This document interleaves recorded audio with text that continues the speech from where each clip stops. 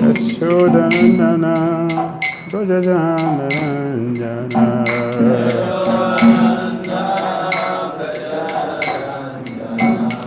Yashodanandana Brajajanaranja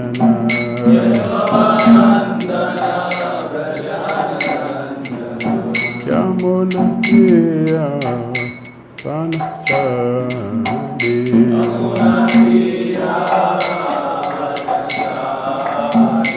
Yamunatira Vanachadi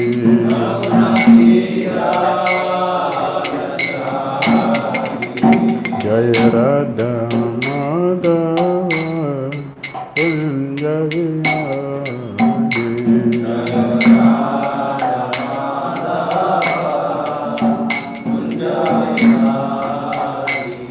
Jaya Radha Madhava Kunja Vihari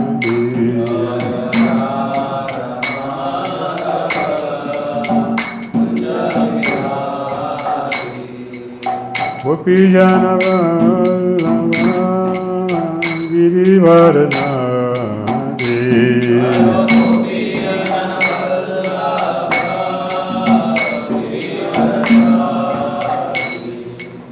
Gopijana Vallabha Girivaranari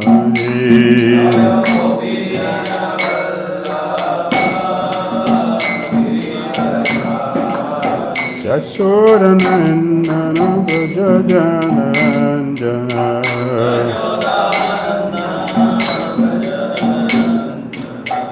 Yashodanandana Brajajanaranja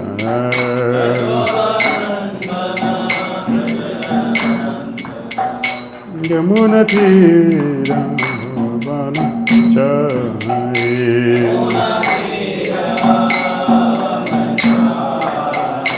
Yamunatira Vanachari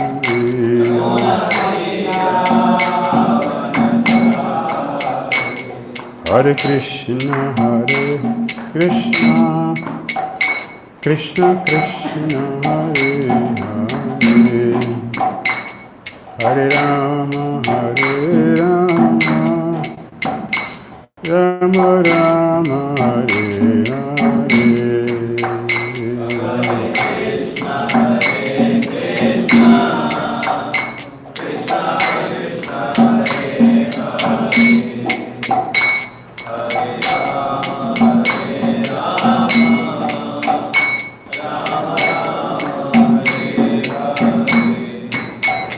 Hare Krishna Krishna Krishna Hare Hare Hare Rama Rama Rama Hare Hare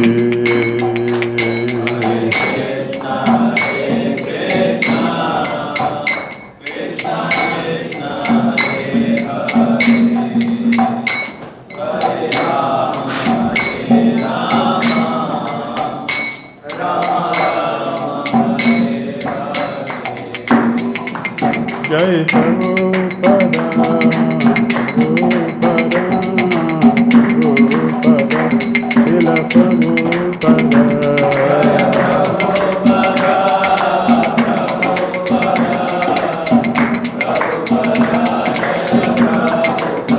Jaya Prabhupada, Jaya Prabhupada, Prabhupada, Srila Prabhupada.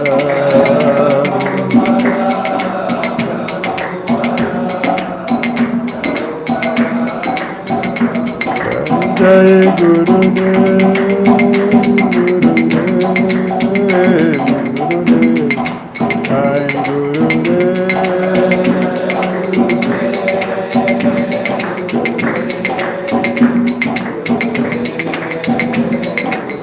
Jai Gora, Hari Bo, Hari Bo, Jai Gora, Hari Bo.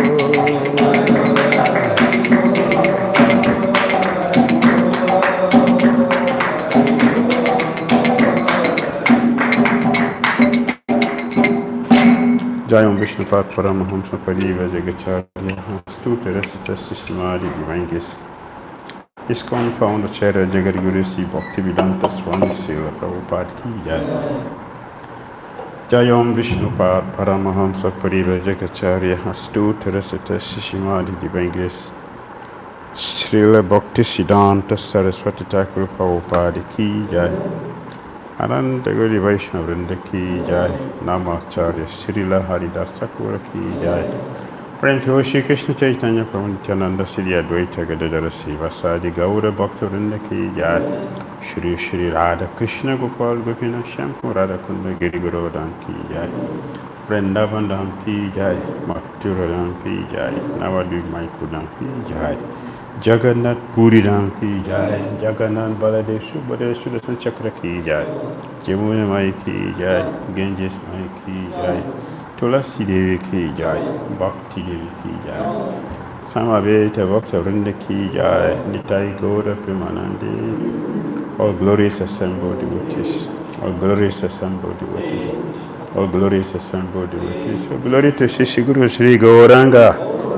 Namo Vishnu Padya Krishna Pritaya Bhutale Simati Bhati Trita Shamati Mastya Krishna Uparashita Vishnu Gara Karuna Shakti Bhati Trita Narayanam Namaskritya Naram Chaiva Narottamam Devim Saraswatim Vyasam Tato Jayam Udirayet Nashtapai Sabhadresu Nityam Bhagavata Sevaya Bhagavati Uttama Sloke Bhakti Bhavati Nashtike Om Namo Bhagavate Vasudevaya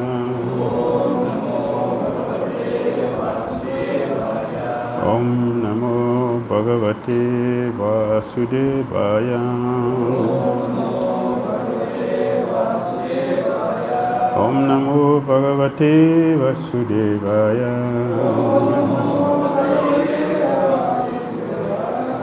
Om Agyana Timirandasya Jnananjana Salakaya Chakshurunmritanjena Tashmai Sri Gurave Namaha Sri Chaitanya Manobhishtam Sapitam Jena Bhutale Swayam Rupa Kadamayam Dadati Swapadantikam Pandeham Sri Gurun Jayutakarakam Sri Gurun Vaishnavam Sri Rupam Sagrajatam Sahagana Raghunathan Vitam Tvam Sajivam Sadvitam Savadutam Parijana Sahitam Krishna Chaitanya Devam Shri Radha Krishna Padam Sahagana Lalita Sri Visakam Vitam He Krishna Karuna Sindhu Dina Bandhu Jagatpate Gopesa Gopika Kanta Radha Kanta Namastute Tapta Kanchana Gaurangi Radhe Vrindavaneshwari Vrisavana Sute Devi Pranamami Hari Priye Vam Chakapatara Vista Kripa Sundivye Vachana Patitanam Papunyo Vaishnavyo Namo Namah Jaya Sri Krishna Chaitanya Prabhu Nityananda Sri Advaita Gadadhara Sivasadi Gaura Bhaktavinda Hare Krishna Krishna Krishna Hare Ram Hare Ram Ram Rama Hare Hare Gantara Srimad Bhagavatam Ki Jai Srila Prabhupada Ki Jai.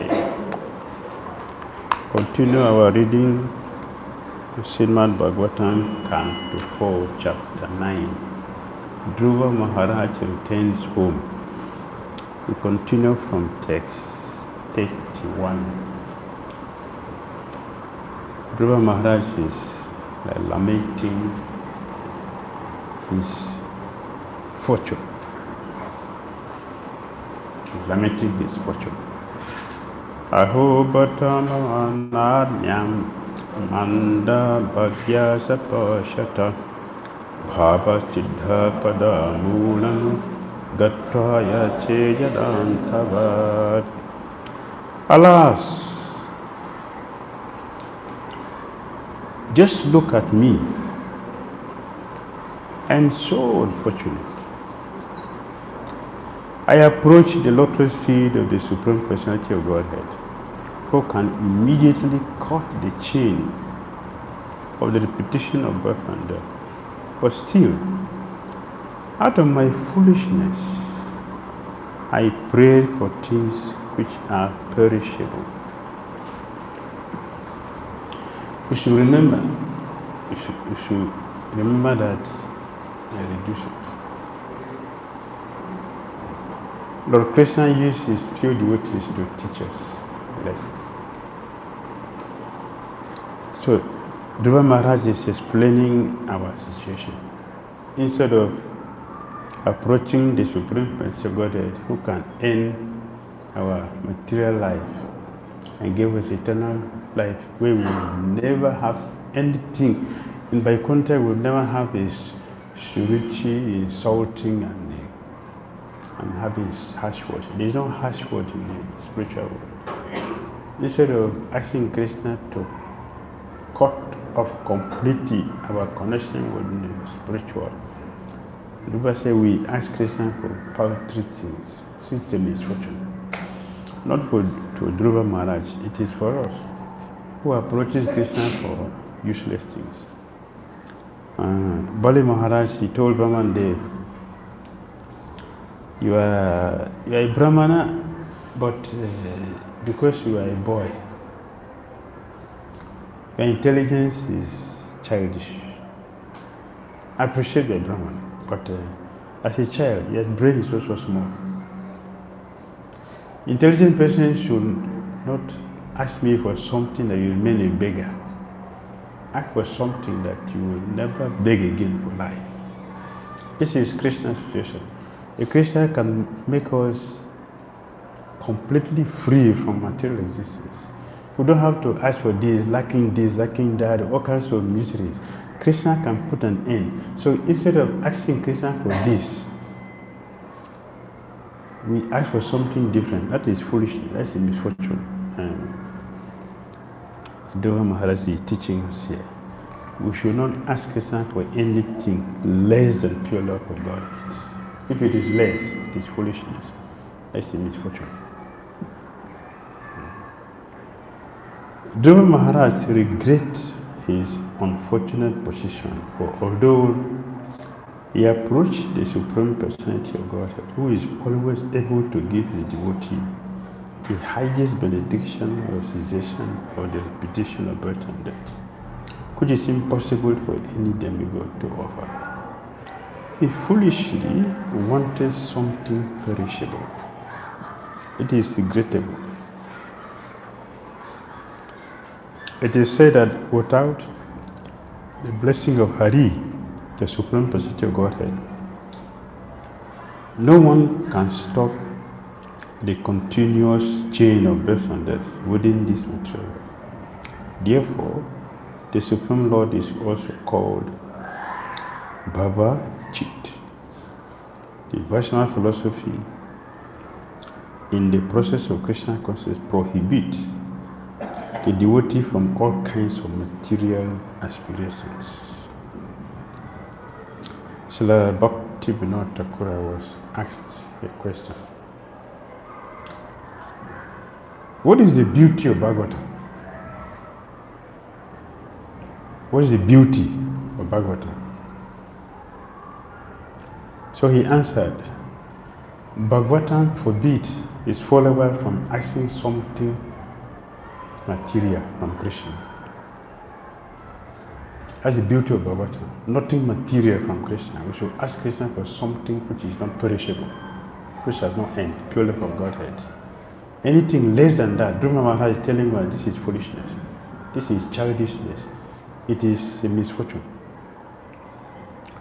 It's a beauty of Bhagavatam that we are not allowed to ask anything material from Krishna. We should ask something which cannot be given by anyone else except the Supreme Personality of Godhead, and that which is not perishable. That's the teaching Dhruva Maharaj is giving us. So Dhruva Maharaj regretted that although he was initiated in the Vishnu mantra by a Vaishnava, he still aspired for material benefit. That was another cause for lamentation. Although he got the result of the Vishnu mantra by the causeless mercy of the Lord, he lamented how foolish he was to have astrayed for material benefit while practicing devotional service. In other words, every one of us who is engaged in devotional service in Krishna consciousness should be completely free from all material aspirations. Otherwise, we will have to lament like Dhruva Maharaj. Dhruva Maharaj, I said, he is teaching us, not himself. Krishna used his pure devotee to teach us what we should do and how we should do things. Since all the demigods who are situated in the higher planetary system will have to come down again, they are all envious of my being elevated to Vaikuntha Loka by devotional service. Since these intolerant demigods have dissipated my intelligence, and only for this reason could I not accept the genuine benediction of the instructions of the sage Narada. This is a material situation. In the material world, when someone is making advancement, we are envious. We are envious. So, we have seen how Indra is always envious of anyone doing austerity. Anyone. We do austerity, you attract the attention of Indra. Indra, oh, he's doing this austerity to take my position. That's envy. It is not only here, it's also in the heavenly planet you can find envy. So Dhruva Maharaj said his intelligence was influenced by envious demigod to have asked for something material instead of asking for something spiritual. It is a fact that the demigods control the different activities and limits of our bodies. Factually, we are not free even in moving our eyelids. Everything is controlled by them. Dhruva Maharaj's conclusion is that these demigods, being envious of his superior position in devotional service, conspired against him to pollute his intelligence. And thus, although he was the disciple of a great Vaishnava, Narada Muni, he could not accept Narada's valid instructions. Narada Muni had asked him, why should you bother about insult or adoration if you are my stepmother? He, of course, said to Dhruva Maharaj that since Dhruva was only a child, what did he have to do with such insult or adoration? But Dhruva Maharaj was determined to achieve the benediction of the Supreme Personality of Godhead. And therefore, Narada advised him to go back home for the time being, and in mature time, he could try to practice devotional service. Dhruva Maharaj regretted very much that he could not take seriously the instruction of his spiritual master, that his consciousness was therefore contaminated. Still, the Lord is so merciful that due to Dhruva's execution of devotional service, he offered Dhruva the ultimate Vaishnava goal, going back home, back to Godhead. That is the fortune. A genuine person should regret not following the instruction of the spiritual master nicely. Should regret it very seriously. By regretting that, repentance comes and from the repentance, you will get the strength to do the best thing afterwards. Dhruva Maharaj continued to lament. I was under the influence of the illusory energy, being ignorant of the actual fact. I was sleeping on her lap, under a vision of duality. I saw my brother as my enemy, and falsely I lamented within my heart, thinking, they are my enemies. There is no one who is born as enemy of anyone in this world. No one is born by karma that this person is an enemy of this person is an enemy. We create it. We create enemies and friends in this world. By our inexperience or lack of Krishna consciousness.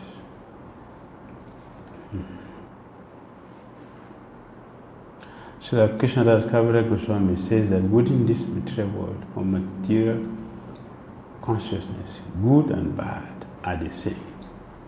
The distinction between good and bad is simply a mental concoction. The actual fact is that all living entities are sons of God, or byproduct of his marginal energy.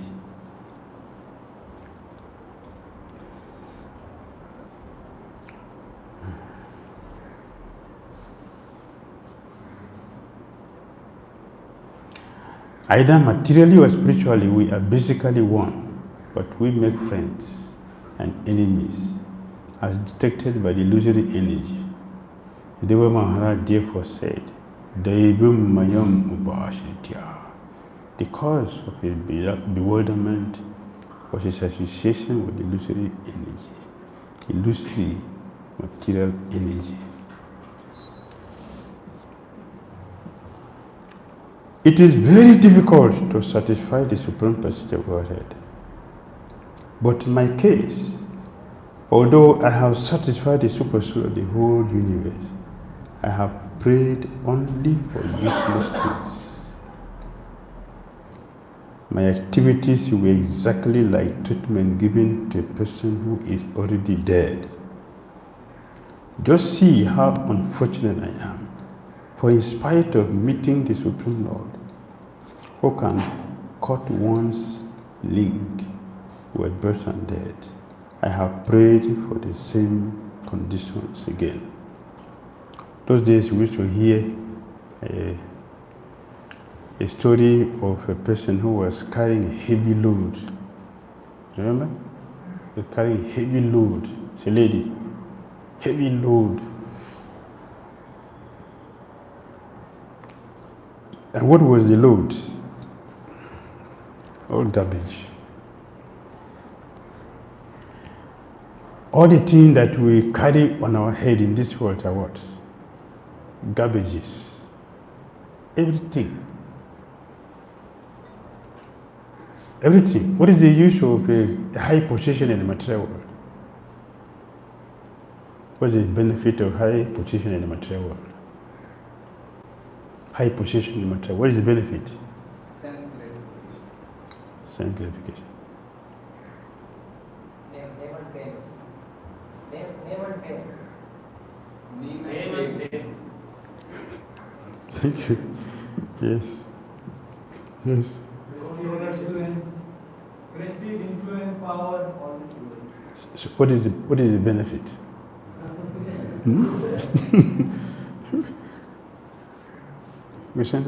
Controlling mentality. So what benefit does all this have for us? What? As a soul? What benefit do we get from them? Nothing. So they are what? Garbages. All the garbages. Completely useless. But see how mad we are after these things. What is that? Illusion. That's illusion. So this lady will tell the story to represent us, but most of the time we say, oh, that lady, that stupid, foolish lady. Well, who is that lady? Yes. It is we. Carrying unnecessary things on our head for nothing, just a heavy load for nothing, suffering. And when they fell off, oh Krishna, please help me. Krishna, help me. So Krishna came, so what do you want? Krishna came personally, what do you want? Please, I want the load back on my head. It means what? We are not tired of suffering.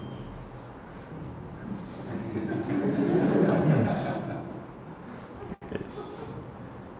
We still want to suffer. We are not satisfied suffering. So we want more suffering. This is what is happening. So Dhruva Maharaja is helping us to cut off this uselessness. We should be, how do you say?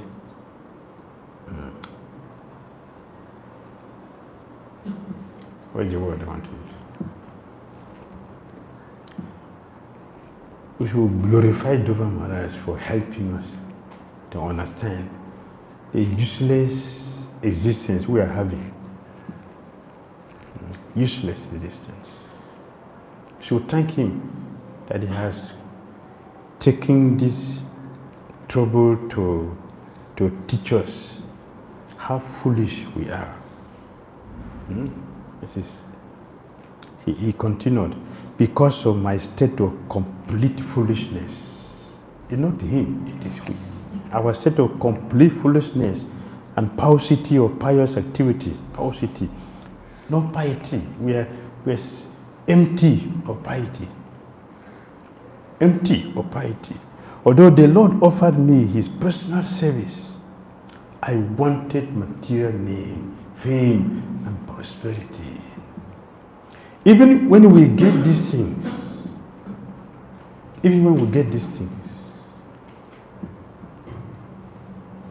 our life is not secure. Many people who does not have this thing will envy us seriously. See, he's enjoying and I'm suffering.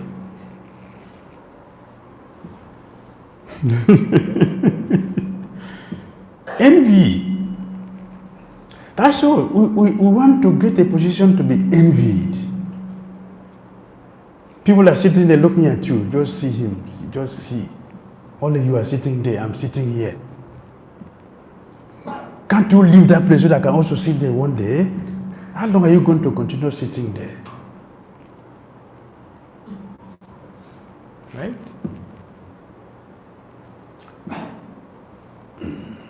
From experience,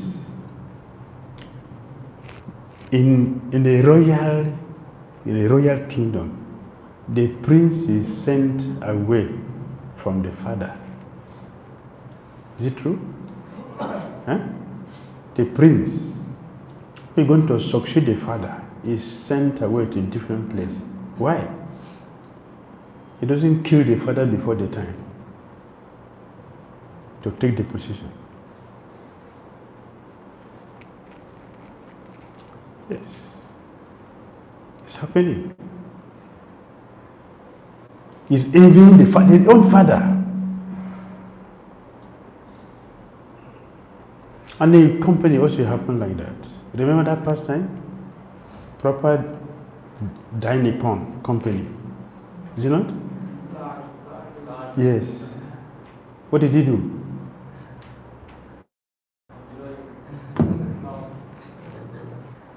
See where I am, but I don't like here. I want to be on top. Give me blessing. He is seeing a sadhu whose presence can send one back to Godhead. He didn't see that. What he saw is, oh, you are a sadhu, please. Give me the director position in this company. I'm tired of being a manager. I want to be the director here. A few years ago, 2004, I was here in Pune. It's Lamentation Maharaj Pune Festival, those days. It's not happening again. Is it happening? Pune Yatra. Is it happening? No. Okay, so I was fortunate to attend 2004. So after the festival, we are going, I was going to Maya. So in a train with so many devotees, in a train, where I was sitting, a lady and her daughter, they were sitting also there. Devotees were coming. 5 groups of devotees came through the train distributing books. They gave the lady books, she refused. All the groups that were distributing books in the train, they gave the lady books, she refused.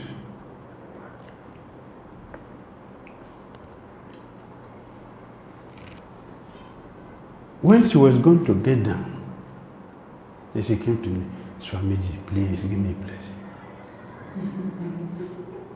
I look at her, Maharaj, please give me blessing. I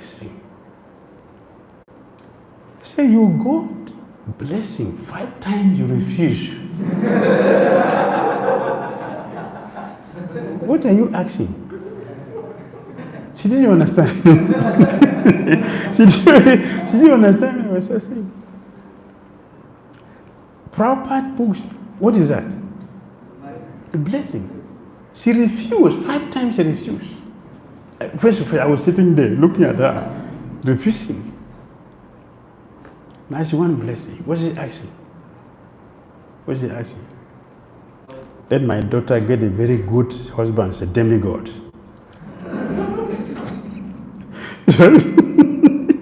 And she should get a president job after she finished her school. And she should never visit a hospital. A close hospital for my daughter. My daughter-in-law, my son-in-law, and my son's children, my husband, my life. We should never go to hospital. That's what she wants. Dhruva Maharaja said this is complete foolishness. Complete foolishness. Why?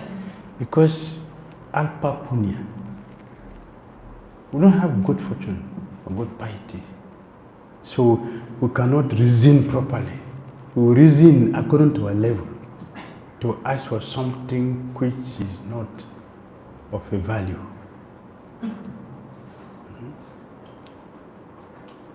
This is useless. In this verse, the word Swaraja, which means complete independence, is very significant. A conditioned soul does not know what complete independence is. Complete independence means situation in one's own constitutional position as eternal servant of Krishna. So the conclusion is that anyone who is engaged in the loving service of the Lord should never ask for material prosperity from the Lord. The awarding of material prosperity simply depends on the stringent rules and regulations of material energy. Pure devotees ask the Lord only for the privilege of serving Him. This is our real independence. If we want anything else, it is a sign of our misfortune. This is a teaching from Dhruva Maharaj. The gracious matrimony continued. My dear Vidura, persons like you who will never ask the Lord for anything material, that's what it means. Who will never, or who are not deluded, who are not under the influence of matter. Mahatma Natu Mamparta Devim Prakriti Mashvita. Mahatma like you will never act foolishly, will always act in devotion with Krishna. Persons like you, who are pure devotees, never deluded at any distance, at the lotus feet of Mukunda, the Supreme Personality of Godhead, who can offer liberation, and who are always attached to the honey of His lotus feet, are always satisfied in serving at the lotus feet of the Lord. In any condition of life, such person remains satisfied, and thus He never asked the Lord for material prosperity. Pure devotees have everything they need. Everything, both material and spiritual. If one preach Krishna consciousness purely, you get everything, material and spiritual. Everything completely. Everything. One is not brave of anything. Everything. For one who preach Krishna consciousness, nothing is lacking. Nothing is lacking. Seventh canto, Dhruva Maharaj, Prahlad Maharaj. There is nothing which is unobtainable by a devotee of Krishna. Nothing. Everything is within the reach of a devotee. A devotee is always engaged in drinking the honey from the lotus feet of the Lord. Unless one is freed from all material desires, he cannot actually taste the honey from the Lord's lotus feet. That's a fact. One has to discharge his devotional duties without being disturbed by the coming and ongoing material circumstances. So Prabhupada said in the Bhagavad Gita, Prabhupada said 270. A devotee is full, right? A devotee is full. That is the proof of a devotee that is full to the neck and nothing can disturb him. Nothing can disturb a devotee. Nothing.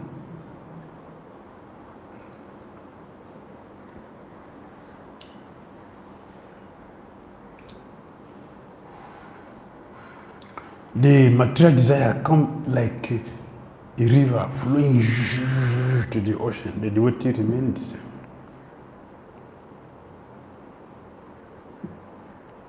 Devotee remains the same. He does not respond to material desires. He responds only to spiritual desires. This desirelessness for material prosperity is called niskam. One should not mistakenly think that niskam means giving up all desires. That is impossible. A living entity is eternally existent and he cannot give up desires. Desire can only be purified, but not annihilated, because desire is part of the soul. They're not separate. Desire is part of the soul, so it's not separate. So a spirit soul, a living entity cannot be desireless. Desirelessness means no material desires, but one is full of spiritual desires. Desire to expand Krishna consciousness. That's not material. Planning our Krishna consciousness to do it in such a way that many souls can take advantage and be connected to Krishna. It is spiritual desire. It is spiritual desire. So devotees should not have material lamentation. We should always have spiritual lamentation. Material desire should not be there. All the spiritual desires are there for devotees. When King Uttanapad heard that his son Dhruva was coming back home, so Dhruva has finished his prayer. His father is feeling happy that he has got his lost son back. As if coming back to life after death, he could not put his faith in this message, for he was doubtful of how it could happen. He considered himself the most wretched, and therefore he thought that it was not possible for him to attain such good news, good fortune.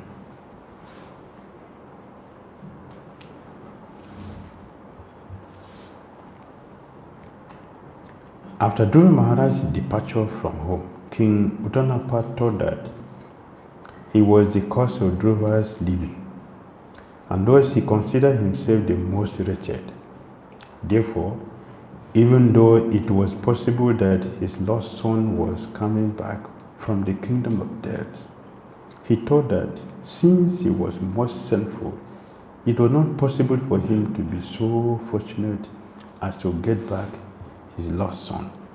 What fortune is there for me to get back my lost son? It's a misfortune that I have lost him, so I'm misfortunate. So I don't have the fortune. So when he heard that, he was thinking, no, I'm not fortunate to have back my son. But it's a reality that his son is coming back. Although he could not believe the word of the messenger, he had full faith in the word of the great sage Narada. Thus he was greatly overwhelmed by the news, and he immediately offered the messenger a highly valuable necklace in great satisfaction. That is the duty of a gentle person. When you get a good news, you have to reward the person who brings the good news. Don't just say thank you and let the person go. It's to be remunerated. Then King Uttanappa, being very eager to see the face of his lost son, mounted the chariot drawn by excellent horses and bedecked with golden filigree, taking with him many learned brahmanas. All the elderly personalities of his family, his officers, his ministers, and his immediate friends, he immediately left the city. As he proceeded in this parade, there were auspicious sound of conch shells, kettle drums, flute, and the chanting of Vedic mantras to indicate all good fortune.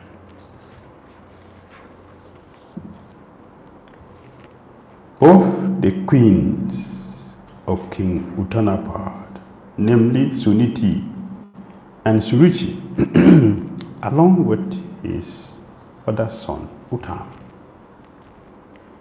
appeared in the procession. The queens were seated on the same palanquin. The same, not separate, as enemies. They sat in the same. It means Suniti did not consider Suruchi her enemy. She did not maintain grudge or malice towards her. This is the greatness of Suniti. She's a devotee. Therefore, a devotee has no enemy. A devotee does not think anyone to be his or her enemy. Even those who plan to kill us, they are still nicely treated. Is it madness? Is it madness? That is spiritual madness. That is spiritual madness. That is how a devotee thinks. She didn't feel that you are enjoying your son. I don't have my son. You drove my son away to the forest. My son is dead in the forest there. And you are enjoying your son with your husband. I don't have a husband. I don't also have my child. You have your child. You have your husband. Because of you. She didn't see her as a cause of her misfortune. She didn't see her like that. Therefore, she was happily sitting on the same palanquin with Suniti. This is how we can understand how we are making advancement in our Christian consciousness. If we are happy with our enemies, and we can treat them friendly. This is one lesson.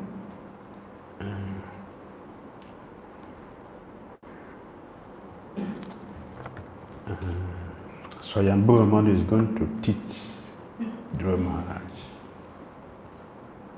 Are you friendly with your enemies, the yakshas? She's going to teach you that. Yes.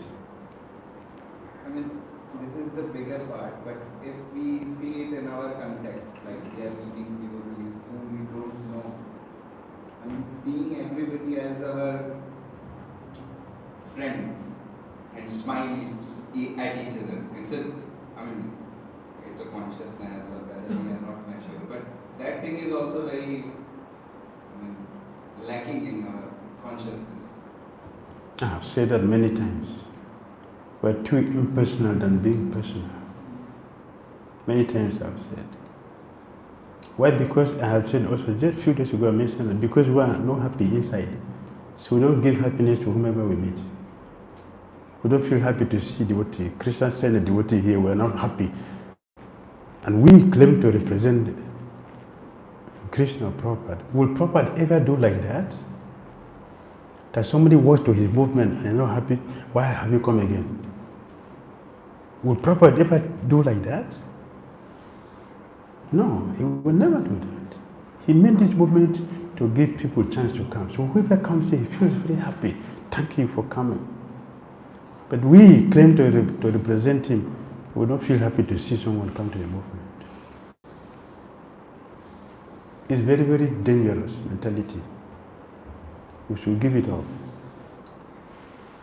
We don't greet each other.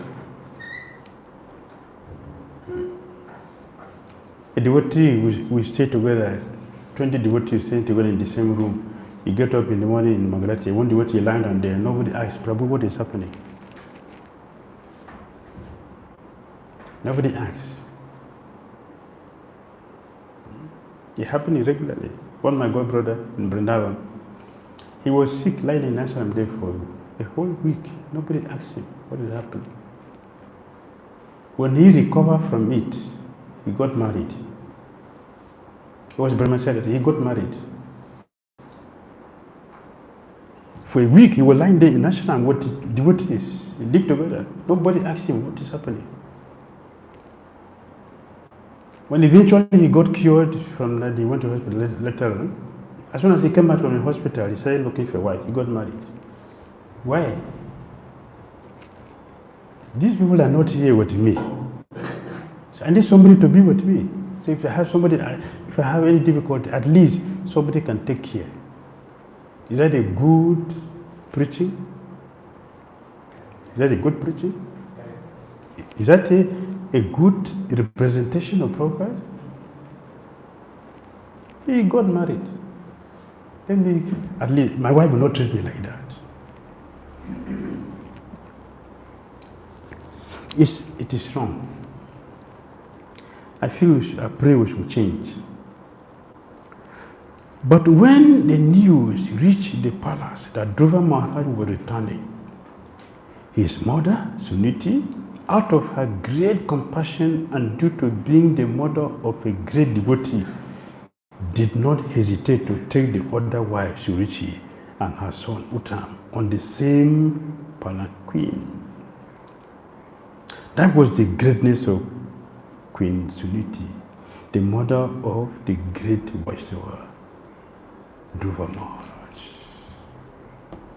So it is not a surprise that she has a son like Dhruva Maharaj. Not a surprise.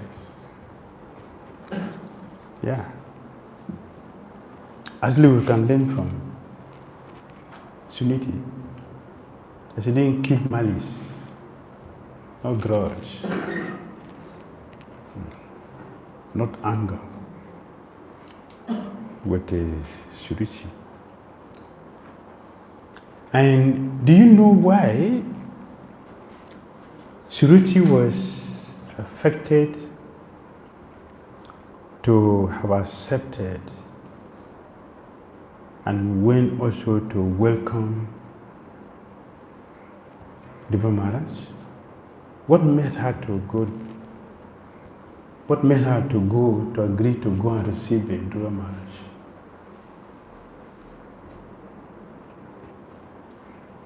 She might have got the news that Dhruva Maharaj is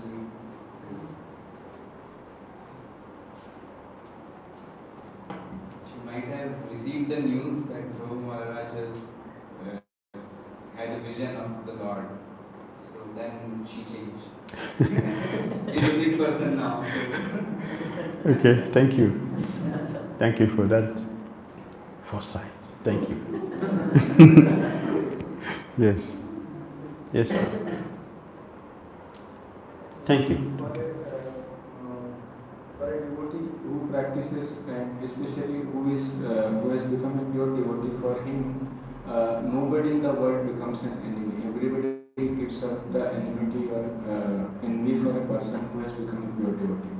So Dhruva Maharaj earlier was a child, but now he has become a pure devotee. So that made his mother, who was earlier envious of him, to give up her envy for that person.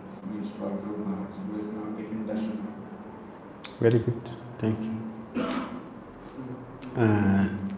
Dhira like Arjun. Dhira, did he like Arjun?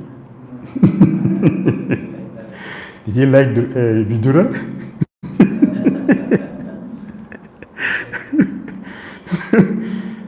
Thank you. Yes, thank you. The behavior of Sumiti. Thank you. Thank you. Complete it. Behavior of the Sumiti touched the heart and transformed Yes. the heart of Yes. Sumiti and Sumiti. Yes, thank you. It is the character of Suniti that changed Suruchi. Her devotion was so high that she had no bad feeling towards her. She became affected. You know the purity of Dhruva Maharaj. It is the purity of Suniti that affected Suruchi. That she came to her. Let's go. Miss what? I'm not against what we have done to me. I'm not against it. Please, let's go. Immediately, without argument, she joined. If somebody is pretending, it can say, okay, you can sit there, I'll take my own. No, they sat on the same canopy. Means their relationship, the affection the Suniti has for Uttam and Suruchi was very, very contagious. So she was affected. Yes. We should learn. It's importance of hearing. We should learn. In the beginning, I mentioned Krishna uses pure devotees to represent him. Not just Dhruva Maharaj having material desire. This is how many times I'm saying this. Not just material desire, is begging for forgiveness. See, these are just to teach us how we should behave. It's just to teach us how we should behave. Dhruva is a pure devotee. His activity is exemplary. Upon seeing Dhruva Maharaj approaching the neighboring small forest, King Uttanapal with great haste got down from his chariot. He had been very anxious for a long time to see his son Dhruva. And therefore, with great love and affection, he went forward to embrace his long-lost boy.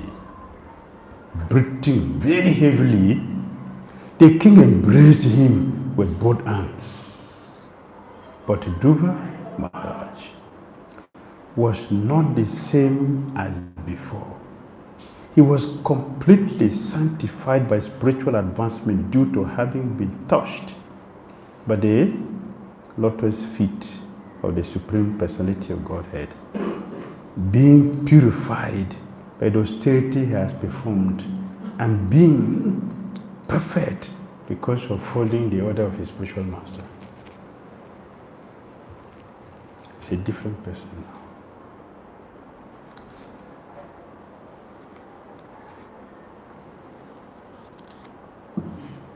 We should be happy to see a devotee. We should be happy to see a devotee. We don't need to know the devotee before you tell someone Hare Krishna with smile from the heart. You don't need to know the person. A devotee is a devotee. You should be happy to see him. Whoever the devotee is, you should be happy to see a devotee. Reunion with Dhruva Maharaj fulfilled King Uttanapa's long cherished desire. And for this reason, he smelled Dhruva's head again and again and beat him with torrents of very cold tears. Very cold tears. Prabhupada said there are two types. By nature's way, when a man cries, there may be two causes. When one cries in great happiness upon the fulfillment of some desire, the tears coming forth from the eyes are very cold and blessing. Whereas tears in times of distress are very hot. Distress, very hot. So here, Uttanapada Maharaj was not crying because of distress. It is out of joy. Then Dhruva Maharaj, the famous of all nobles,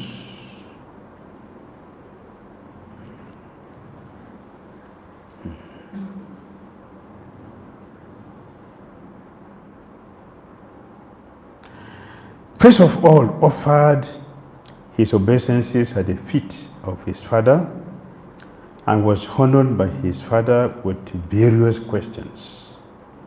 He then bowed his head at the feet of his two mothers.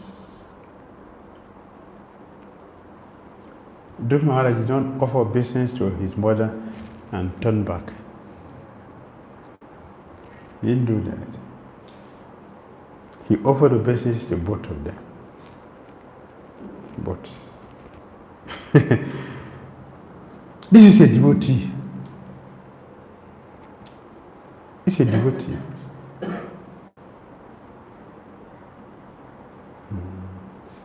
Dhruva Maharaj, therefore, has in this verse been described as Sajanagrani, the famous of noblemen. The pure devotee is the noblest of all, and he has no feelings of animosity towards anyone. Duality due to animosity is a creation of this material world. There is no such thing in the spiritual world, which is the absolute reality. I mean, Dhruva Maharaj is what? In the spiritual world. Therefore, he is exhibiting the quality of a spiritual life, not the quality of material life. Suruchi, the younger mother of Dhruva Maharaj, seeing that the innocent boy had fallen at her feet, immediately picked him up, embracing him with her hands, and with tears of feeling, she blessed him with the words, "My dear boy, long may you live." That's a prediction. That is a prediction. My dear boy, long may you live. In other words, he's saying, Dhruva Maharaj, you will live long to rule the people. Not my son. You will live to rule the world. Unto one who has transcendental qualities due to friendly behavior with the Supreme Personality of Godhead, all living entities offer honor, just as water automatically flows down by nature. The question may be raised in this connection, why Suruchi, who was not at all favorably disposed towards Dhruva, blessed him, long may you live, which means that she also desired good fortune for him. The answer is given in this case. Seeing Dhruva Maharaj was blessed by the Lord due to his transcendental qualities, everyone was bound to offer him all respect and benediction. just as water, by its nature, flows downwards. A devotee of the Lord does not demand respect from anyone, but wherever he goes, he is honored by everyone throughout the whole world with all respect. Srivasacharya said that the 6 Goswamis of Vrindavan are respected throughout the entire universe because a devotee, having pleased the Supreme Personality of Godhead, the source of all emanations, automatically pleases everyone, and thus everyone offers him respect. The 2 brothers, Uttam and Dhruva Maharaj, also exchanged their tears. They were overwhelmed by the ecstasy of love and affection, and when they embraced one another, the hair on their bodies stood up. Suniti, the real mother of Dhruva Maharaj, embraced the tender boy and the tender body of her son, who was dearer to her than her own life, and thus forgot all material grief, for she was very pleased. My dear Vidura, Suniti was the mother of a great hero. Her tears, together with the milk flowing from her breast, wet the whole body of Dhruva Maharaj. It was a great auspicious sign. So Suniti did Abhishek for her son. With what? The tears and the breast milk. 2 items he used. I can easily be produced by her. She has the 2, so she can do that. She did Abhishek for her son, which is very, very nice. It's a sign of auspiciousness. When deities are installed, they are washed with milk, yogurt, and water. And this ceremony is called Abhisheka. It is also significant in this verse that Suniti, mother of Dhruva Maharaj, is described as Virasu, a mother who produced a great hero. There are many heroes in the world, but there is no comparison to Dhruva Maharaj, who was not only a heroic emperor of this planet, but also a great devotee. A devotee is also a great hero because he conquers the influence of Maya. When Lord Chaitanya inquired from Ramananda Rai about the most famous man in this world, the latter replied that anyone who is known as a great devotee of the Lord is to be accepted as the most famous. The resident of the palace praised the queen. Dear queen, your beloved son was lost a long time ago, and it is your great fortune that now has come back. It appears, therefore, that your son will be able to protect you for a very long time and will put an end to all the material pangs. That's a devotee. A devotee, like a tree or like water or a fruit, stand to benefit others. A devotee free others from the pangs of material miseries. That's a devotee. That is a devotee. A devotee does not put others in anxiety. A devotee free others from anxiety. Dear Queen, you must have worshipped the Supreme Personality of Godhead, who delivers his devotees from the greatest danger. Perhaps, persons who constantly meditate upon him surpass the curse of birth and death. This perfection is very difficult to achieve, but your son did it. Therefore, you are blessed.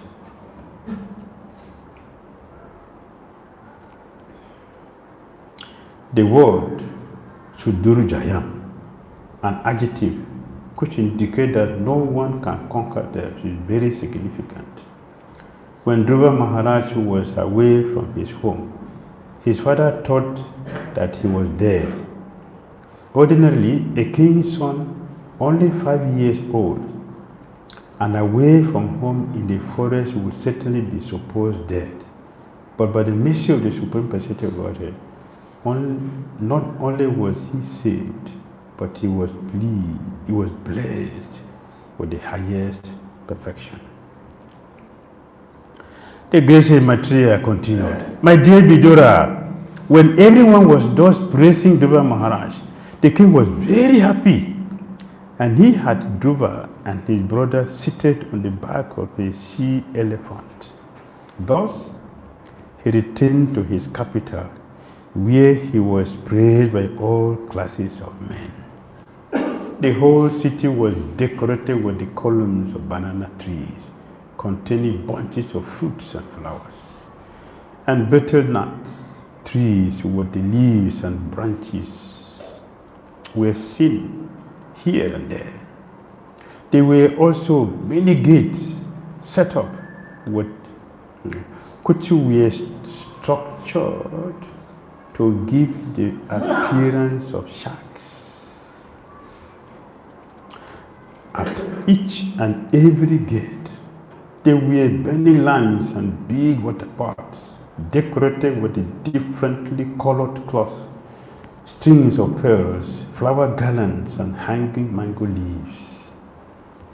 In the capital city, there were many palaces, city gates, and surrounding walls, which were already very, very beautiful. And on this occasion, all of them were decorated with golden ornaments. The domes of the city palaces glittered, as did the domes of the beautiful airplanes which hovered over the city. Means that it also appears that all the domes of the city palaces, as well as the pinnacles of the airplanes, were decorated with ornamental work in gold, and being reflected by the sunshine, they were all glittering. We can observe a specific distinction between Dhruva Maharaj's time and modern days.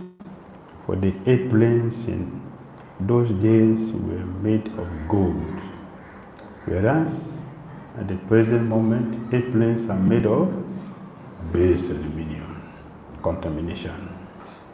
This just gives a hint of the opulence of Dhruva Maharaj's days and the poverty of modern times. All the quadrangles, lanes, and trees in the city and the raised sitting places at the crossings were thoroughly cleansed and sprinkled with the sandalwood water, and auspicious grains such as rice and barley, and flowers, fruit, and many other auspicious presentations were scattered all over the city. Thus, as Dhruva Maharaj passed on the road, from every place in the neighborhood, all the gentle household ladies assembled to see him, and out of maternal affection, they offered their blessing, showering him with the white mustard seed, barley, curd, water, newly grown grass, fruits, and flowers. In this way, Dhruva Maharaj, while hearing the blessing songs sung by the ladies, entered the palace of his father. Dhruva Maharaj, thereafter, lived in his father's palace, which had walls bedecked with highly valuable jewels. His affectionate father took particular care of him, and he dwelled in that house just as the demigods live in their palaces, in the higher planetary system. The bedding in the palace was as white as the foam of milk and was very soft. The bedsteads were made of ivory with embellishment of gold, and the chairs, benches, and other sitting places and furniture were made of gold. The palace of the king was surrounded by walls made of marble with many engravings made of valuable jewels like sapphires, which depicted beautiful women with shining jewel lamps in their hands. The king's residence was surrounded by gardens wherein there were varieties of trees brought from the heavenly planet. In those trees, there were pairs of sweetly singing birds and almost mad bumblebees, which made very relishable buzzing sounds. In this verse, the word Amara Dumai, with trees brought from the heavenly planet, is very significant. The heavenly planets are known as Amara Loka, the planet where death is very much delayed, because the people there live for 10,000 years according to the calculations of the demigods.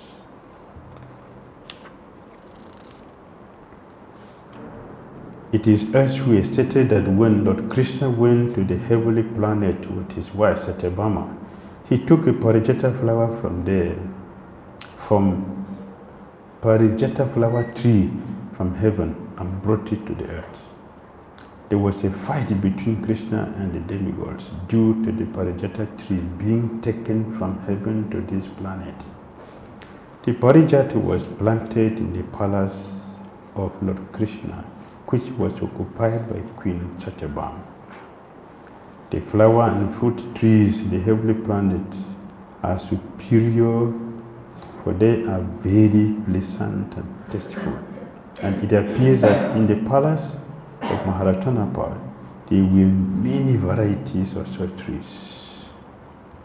There were emerald staircases which led to lakes full of variously colored lotus flowers and lilies, and swans, karandavas, chakravakas, cranes, and similar other valuable birds were visible in those lakes. The saintly King Uttanapad, hearing of the glorious deed of Dhruva Maharaj, and personally seeing also how influential and great he was, felt very satisfied, for Dhruva's activities were wonderful to the supreme degree.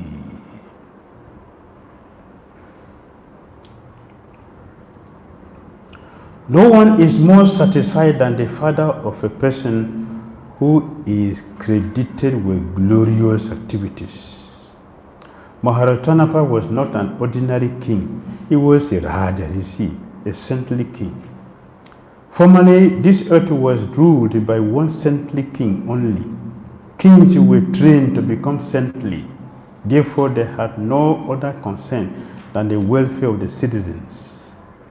These saintly kings were properly trained, and as mentioned in Bhagavad Gita also, the science of God, or the yoga system of devotional service known as Bhagavad Gita, was spoken to the saintly king of the sun planet, and gradually it descended through the Kshatriya kings, who were generated from the sun and the moon. If the head of the government is saintly, certainly the citizens become saintly, and if they are very happy, and they are very happy because both their spiritual and physical needs and hankerings are satisfied. When, after concentration, King Uttanapad saw that Dhruva Maharaj was suitably mature to take charge of the kingdom, and that his ministers were agreeable, and the citizens were also very fond of him, he enthroned Dhruva as emperor of this planet. Dhruva Maharaj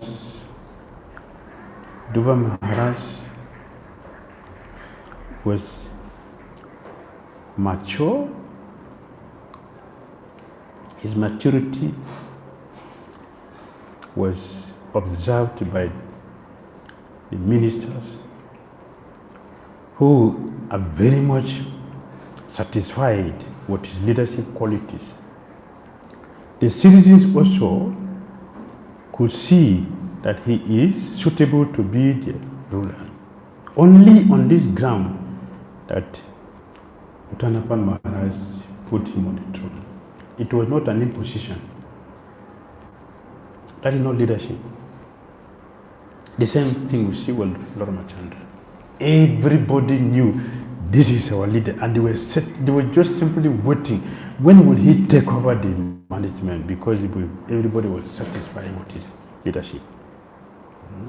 That is the process.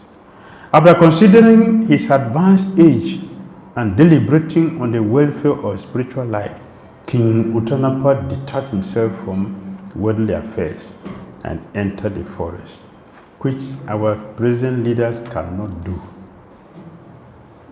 Our present leaders, they will stay there even when they are invalid, they cannot function, they can't do anything. And even when they are not doing anything, simply to steal money, they will still remain there. So it's not a surprise. They didn't go there to rule, they didn't go there to manage, they have gone there to loot. Those who have gone there to rule will not stay there more than necessary because they are rather rishis. But those who have gone there to loot the country's wealth, they will not see the need to leave it. They will remain there. That's the difference. So that is the end of chapter 9. Now Dhruva Maharaj is going to fight with the Yakshas because the result of the offense his stepmother committed came up over her, along with the son. So Dhruva Maharaj, being a devotee who knows the etiquette, was very disturbed that the Yaksha has killed his brother. Dhruva did not smile. Yes, my enemy are dead now, so I can rule very peacefully. Oh, glory to Krishna. Thank you very much to send away all my enemies. Now I'm free. Let me call my friends and celebrate. But Gita said that is demonic. That is demonic mentality. A devotee never think like that. Dhruva was very disturbed. My brother is killed by Yaksha, but it was a result of the offense committed. This will help us to be very careful how we live with each other today. Except anyone here have a guarantee that nobody here can become pure devotee. Then we can do any nonsense we like. But if you don't have that guarantee, we should be very careful with how we relate with each other today. Because tomorrow, the result will come. Even if we have changed the body, the karma follows us everywhere that we go. Any species of life we take. That is how powerful providence is. It will follow us everywhere. And not only us, our family members will share the karma. See, it's very important for us to learn from this. We should check how we treat each other. Very, very important. And especially when we get the position. Become intoxicated with it as if nobody has ever held that position before. As if we are the first person and we are going to be the last person. This is ignorance. Maharaj, we see that Suruchi, when Dhruva Maharaj came, she also embraced Dhruva Maharaj. And she also blessed Dhruva Maharaj. So does it not mean that she understood her mistake and she had accepted Dhruva Maharaj now? Like the offenses, how will it get nullified for Suruchi? Like the reaction came still even like she had accepted Dhruva Maharaj now positively and she is facing the reaction which she had done in past. And now she has understood the mistake. Yes. Thank you. when we realize we have done something wrong, two things we have to do after we realize. The first thing is to beg for forgiveness. That's the first thing, but it's not the last. And it is just the beginning. The most important thing is restitution. Restitution. We beg for forgiveness, we should obtain the mercy of that person. Not only begging for the forgiveness, we should obtain the mercy of the person we offended. And if it is something gross, say for example, I took your eyeglass. Now you knew that I did, and I'm also aware that I did. So I have come to beg you, please forgive me. As a devotee, you will forgive, but Christian will not forgive. Christian will not forgive. We should forgive. The Brahma also told the Lord Shiva like that. A sadhu should not be angry with foolish people who offend him. Why? Because that offense alone, Krishna is going to pay that person. So if a sadhu again is angry, that means there's no chance for that person to be delivered. It's closed. So when I have realized that I took your eyeglass and you are very disturbed because now you are going to go and speak. Eyeglass is not there. You're going to be disturbed. Where's my... Also, the person, so I have come to beg you. Okay, you forgive. What of when the person wants to read tomorrow? He will not remember there's no eyeglass. Remember. So restitution means we should try to go and replace it. By doing this, then we have completely freed ourselves from that danger. Restitution is very, very important. Without it, we're still implicated. This is what happened to Daksha, that he continued to repeat the same offense again and again and again and again and again because there's no restitution. He begged, he did not obtain the mercy of Lord Shiva because in his mind he was still thinking, this is inferior son-in-law to me. Okay, according to etiquette, I have begged you, so forgive me. And I've seen how we are also very, very whimsical. Very whimsical. Because we are not mindful. Because we are not mindful. We don't see properly. So we'll kick somebody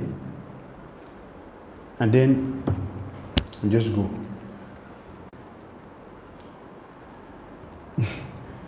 That's too mechanical.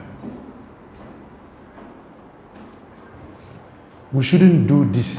Let us stop doing this. We have already unmindfully done something wrong.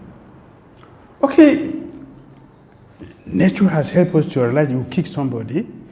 You should be patient to carefully see the person and do the right thing. Vancha kalpatu, and touch the person's feet. If you don't touch the person, put the head, it's gone. You don't even see the person. You did it mechanically, whimsically. This is wrong. Where is the devotion here? Where is it? It is wrong. In fact, that pains me more than the offense the person did. Because I feel sorry that why can't we be patient to see you? we are putting ourselves in danger. That disturbs me more than offense, he said that I've done. Where are we running to? Where are we running to?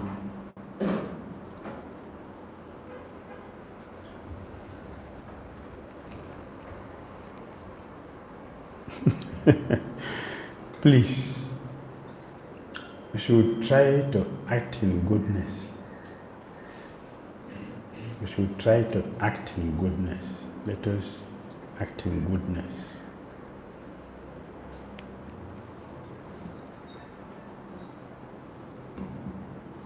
Just to clarify for a moment.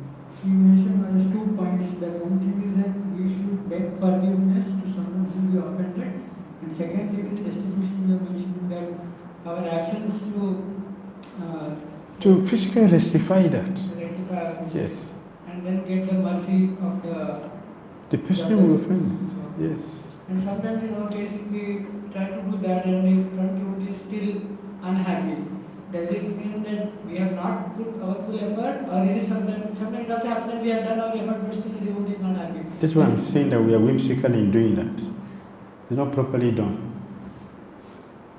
If we are from the heart in goodness, peacefully do that, the person will be affected. The person will be affected. If you genuinely, I'm sorry, that person will be affected. If it is whimsically done, and just go, he will be angry. I want to come and say some empty word, Prabhu, if I have offended you.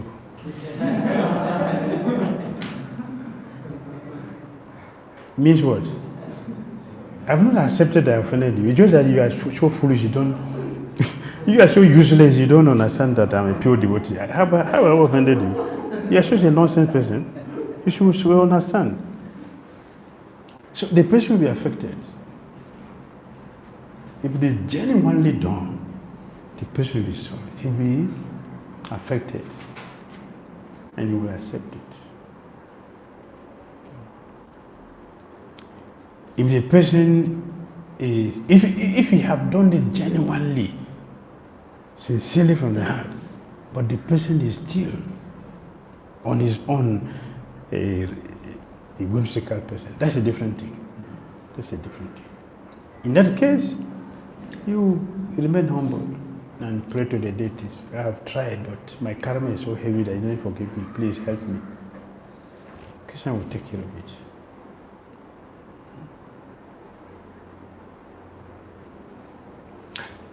Chapter 10, Dhruva Maharaj fight with the Yakshas. Maitreya Uvacha Prajapate Duhitaram Sushumara Savai Dhruva Upaye me Brahmin Nama Talshuto Kalpavat Savaro. The great sage Maitreya said, my dear Vidura, thereafter, Dhruva Maharaj married the daughter of Prajapati Shishumar, whose name was Brahmi, and 2 sons named Kalpa and Vatsara were born of her.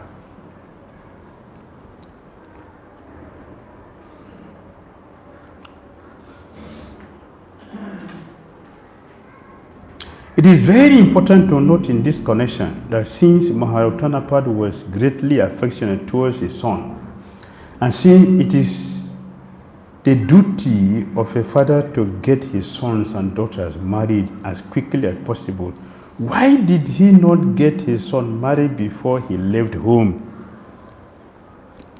That's a good question. A good question.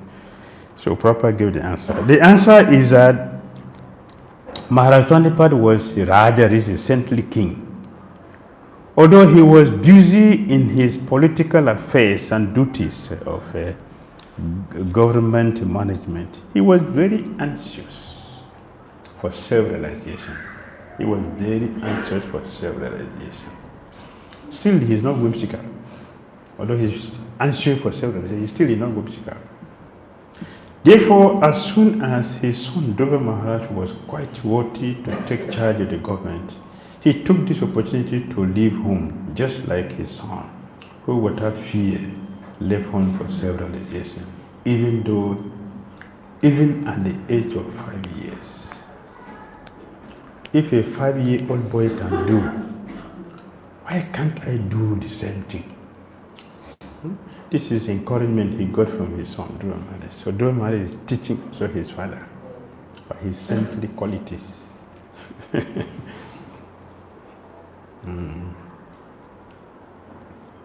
These were rare instances from which we can see that the importance of spiritual realization is above all other important work. A devotee should not just work and do all the services and forget to chant. It's dangerous. If you do our sadhana very nicely, then whatever we do, it will be useful. It will be suitable for offering to Krishna. Maharaja knew very well that to get his son Dhruva Maharaj married was not so important that he should take preference to his going away to the forest for self-realization. He also has ministers who are capable and qualified to do that job for him. So he knows all this. So he left. It was not whimsical. So Dhruva Maharaj has one wife with 2 children. The greatly powerful Dhruva Maharaj had another wife named Ila, who was the daughter of the demigod Vayu. By her, he begot a son named Utkar and a very beautiful daughter. So Dhruva Maharaj has how many children? He has 4 children. 3 boys, 1 girl. Dhruva Maharaj's younger brother, Uttam, who was still unmarried, once went on a hunting excursion and was killed by a powerful yaksha in the Himalaya mountains. Along with him, his mother Suruchi also followed the path of her son Siddhartha. When Dhruva Maharaj heard of the killing of his brother Uttam by the yakshas in the Himalaya mountains, being overwhelmed with lamentation and anger, he got on a chariot and went out for victory over the city of the yakshas, Alakapuri.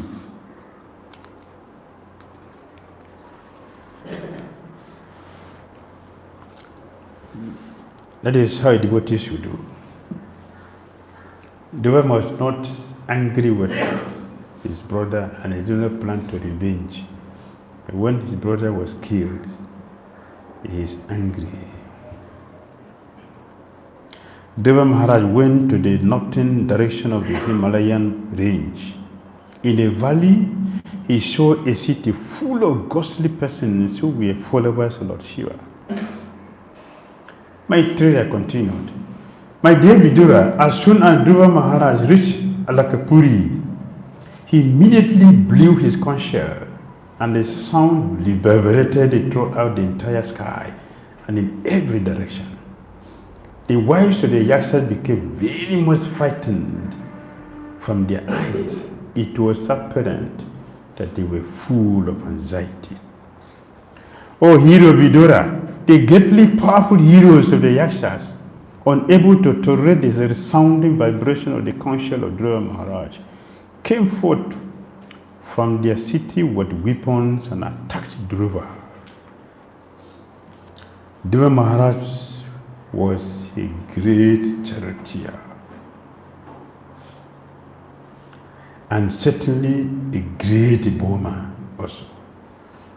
Immediately began to kill them by simultaneously discharging arrows 3 at a time. Dhruva Maharaj ki jai. It's powerful. When the heroes of the yakshas saw that all their heads were being thus straightened by Dhruva Maharaj, they could very easily understand their awkward position, and they concluded that they will certainly be defeated. But as heroes, the louder the action of Dhruva. This is very, very, very important. Very important point.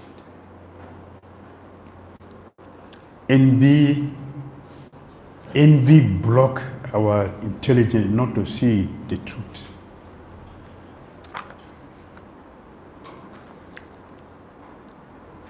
A devotee should appreciate another devotee who is acting wonderfully.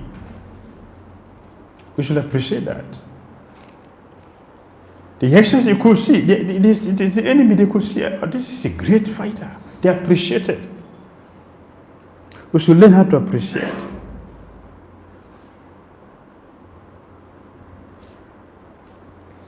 This spirit of fighting and a sporting attitude is very significant in this verse. The Yakshas were severely attacked. Dhruva Maharaj was their enemy. But still, upon witnessing the wonderful, heroic act of Maharaj Dhruva, they were very pleased with him. This straightforward appreciation of an enemy's prowess is a characteristic of a real Sattva spirit. That is how also we should see a devotee. This is how we should feel. Like Maharaj Drupada. He appreciated the heroic power of Arjuna. He appreciated, I'll get a daughter for this man. And he got Draupadi. He has an animosity towards Dronacharya, but he appreciated Arjuna's skills in fighting. So we should appreciate devotees. Yesterday I was telling some devotees. Srimati Radharani was approached by Jagasitas. I remember. You are very dear to Krishna. You are so dear to Krishna. How can we become dear to Krishna like you? So she recommended that they should observe Ekadasi. She did, you. So you can take my position. Never. I will never teach you my secret. She didn't do that. She taught them everything systematically how to observe Ekadasi. She recommended the Ekadasi. That is how important the Ekadasi is. It's recommended by Srimati Radharani. Chaitanya Mahaprabhu, appreciating it, he recommended the Ekadasi for his mother and for the devotees in Jagannath Puri. Ramachandra, Ekadasi, to cross Lanka. So powerful. Don't make 51 preparations in Ekadasi day. You will violate the principle of Ekadasi. Recommended by Srimati Radharani. She appreciated when she was approached. Draupadi, the Dwaraka queens approached her. You are so powerful. You have great ability. You have 5 husbands and there is no fight between them. Please teach us. Come and teach us. How we can love our husband like this. She didn't say, I'm the greatest. Can you imagine the queens of Krishna are coming to me? She didn't do like that. She was very humble and she taught them everything. This is the culture of Bhakti. This is the culture of Bhakti. Just like a serpent who cannot tolerate being trampled upon by anyone's feet, the Yakshas, being intolerant of the wonderful prowess of Dhruva Maharaj, threw twice as many arrows, 6 from each of their soldiers, and thus they very valiantly exhibited their prowess. But for Dhruva, what is that? It is nothing.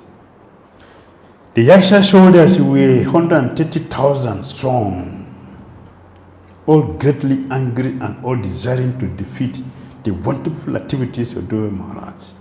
With their full strength, they showered upon Maharaja Dhruva, along with his chariot and charioteer, various types of feathered arrows, parigas, that is, iron bridgeons, Nistri sword, brasas sulas, trident, paraswadas, lances, shaktis, spikes, ristis, spears, and busundi weapons. Dhruva Maharaj was completely covered by an incessant shower of weapons, just as a mountain is covered by incessant rainfall. A very interesting point the Prabhupada made.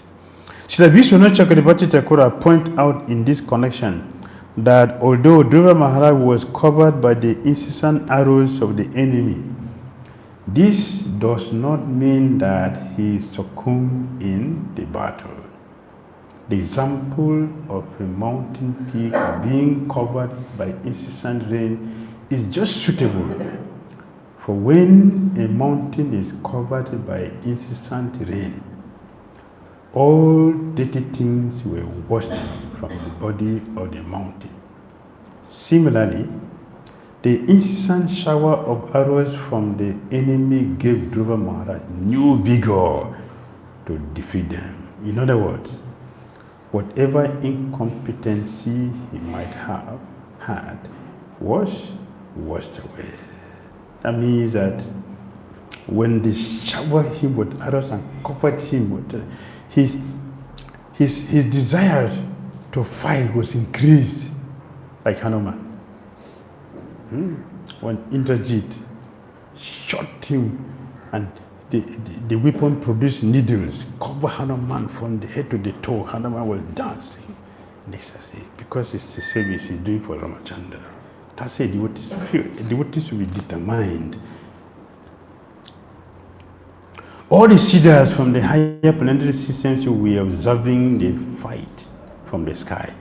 And when they saw that Dhruva Maharaj had been covered by the incessant arrows of the enemy, they roared tumultuously. The grandson of Manu, Dhruva, is now lost. They cried that Dhruva Maharaj was just like the sun, and that now he had set within the ocean of the Yakshas.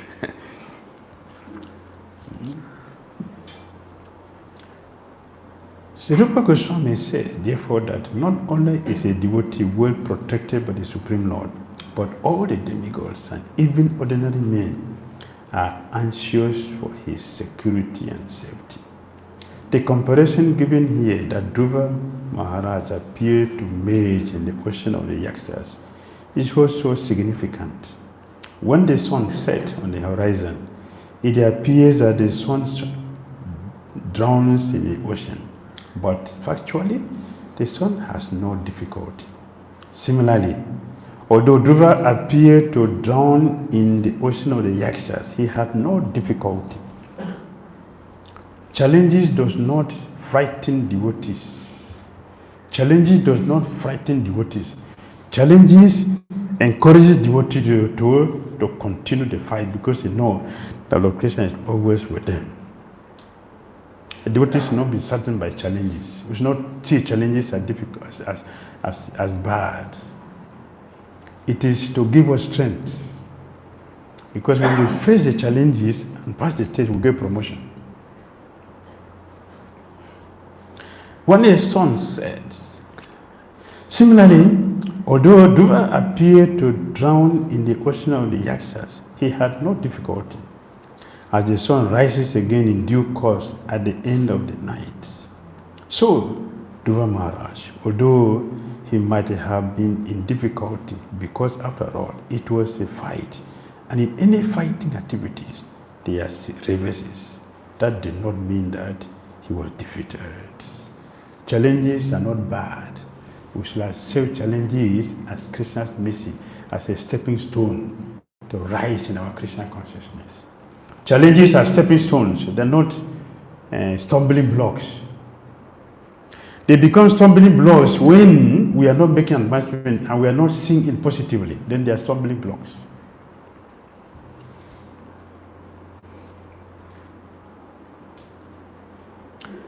The Yakshas, being temporarily victorious, exclaimed that they had conquered Dhruva Maharaj. But in the meantime, Dhruva's chariot suddenly appeared. Just as the sun suddenly appears from within foggy mist. Dhruva Maharaj's bow and arrows twang and hiss, casting lamentation in the heart of his enemies. He began to shoot incessant arrows, shattering all their different weapons, just as the blasting wind scatters this assembled cloud in the sky. The sharp arrows released from the bow of Dhruva Maharaj pierced the shield and bodies of the enemy, like the thunderbolt released by the King of Heaven, which dismantled the bodies of the mountains. The great sage Maitreya continued, "My dear Vidura, the heads of those who were cut to pieces by the arrows of Dhruva Maharaj were decorated very beautifully with earrings and turbans. The legs of their bodies were as beautiful as golden palm trees. Their arms were decorated with the golden bracelets and armlets, and on their heads they were very valuable helmets bedecked with gold. All these ornaments lying on that battlefield were very attractive and could bewilder the mind of a hero." Prabhupada said, "It appears that in those days, soldiers used to go to the battlefield highly decorated with golden ornaments and with helmets and turbans. And when they were dead, the booty was taken by the enemy party." Krishna did the same thing. Their falling dead in battle with their many golden ornamental dresses was certainly a lucrative opportunity for the heroes on the battlefield. The remaining Jasas who somehow or other were not killed had their limbs cut to pieces by the arrows of the great hero Dhruva Maharaj. Thus, they began to flee, just as elephants flee when defeated by a lion. Dhruva Maharaj, the best of human beings, observed that in that great battlefield, not one of the opposing soldiers were left standing with proper weapons.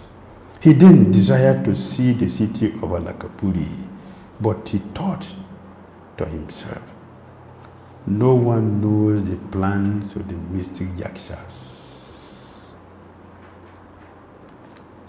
In the meantime, while Dhruva Maharaj, doubtful of his mystic enemies, was talking with his charioteer, they heard a tremendous sound as if the whole ocean were there.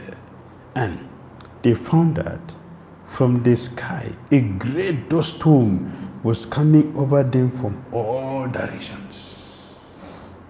It's a fearful situation. But this is just a dream to bewilder a sleeping man.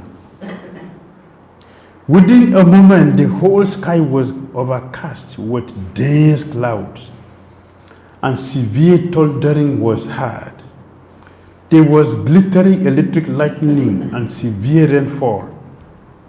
My dear faithless Vidura, in that rainfall there was blood, mucus, pus, stool, urine, and marrow falling heavily upon Dhruva Maharaj, and there were throngs of bodies falling from the sky.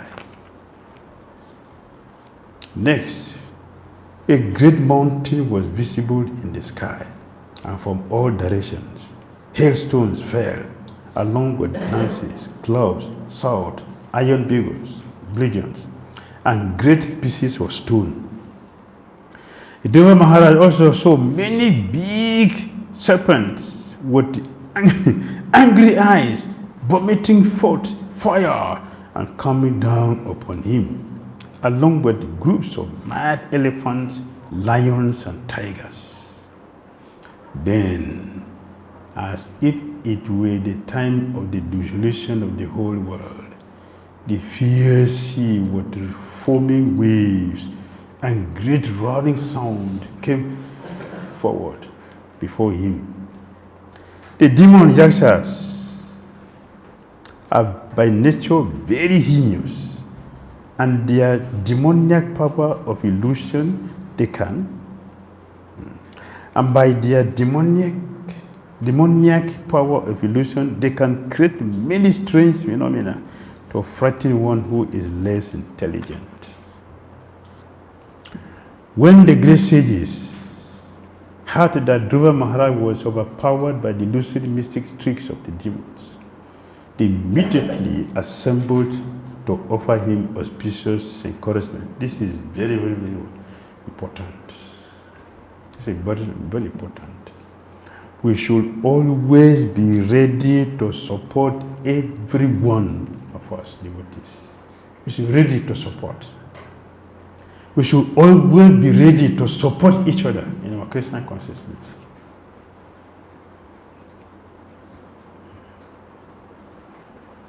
All the sages said, "Dear Dhruva, O son of King Uttanapad, may the Supreme Personality of Godhead, known as Saranga Dhanva, who relieves the distresses of his devotees, kill all their threatening enemies.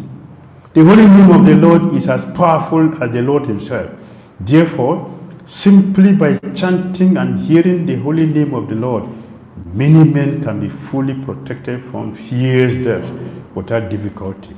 Thus, a devotee is saved." The great rishis approached Dhruva Maharaj at a time when his mind was very perplexed due to the magical feats exhibited by the yakshas. A devotee is always protected by the Supreme Personality of Godhead. By his inspiration only, the sages came to encourage Dhruva Maharaj and assure him that there was no danger because he was a soul fully surrendered to the Supreme Lord. By the grace of the Lord, if a devotee at the time of death can simply chant the holy name, Hare Krishna, Hare Krishna, Krishna Krishna, Hare Hare, Hare Rama, Hare Rama, Rama Rama, Hare Hare. Simply by chanting this Maha Mantra, he immediately surpasses the great ocean of the material sky and enters the spiritual sky.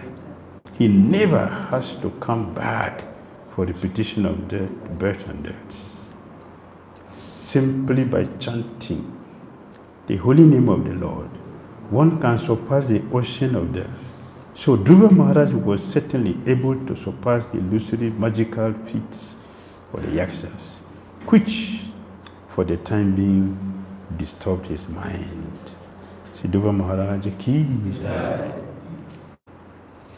Comments? Questions? Hare Krishna. So, during the course you emphasized many times that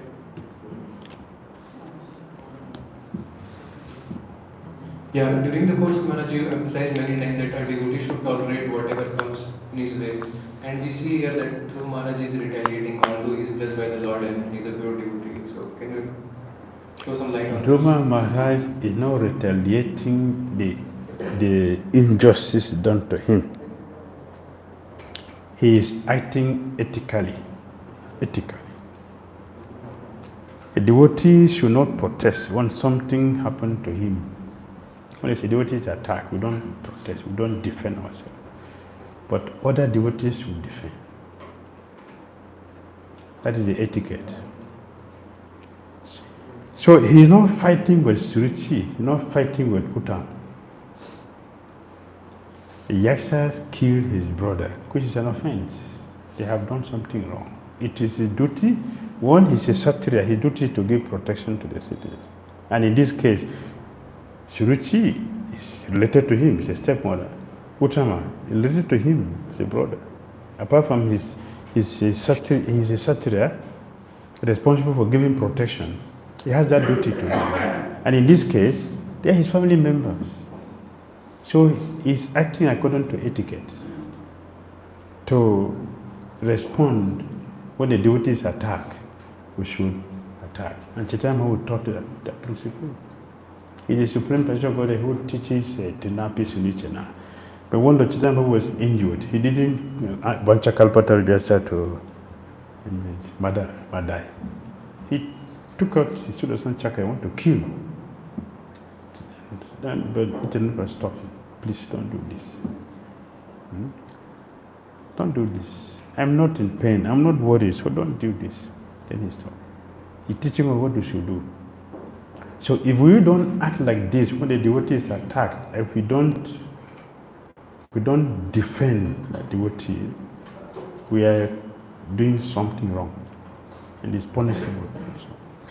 So Dhruva Maharaj did nicely. Maharaj, just continuation of this context, where Dhruva Maharaj, as advocate, he went to destroy the enemy of the killer of Uttama. So in the last chapter we see how Dhruva Maharaj was praying to Supreme Lord. So there one verse comes that I just need the translation.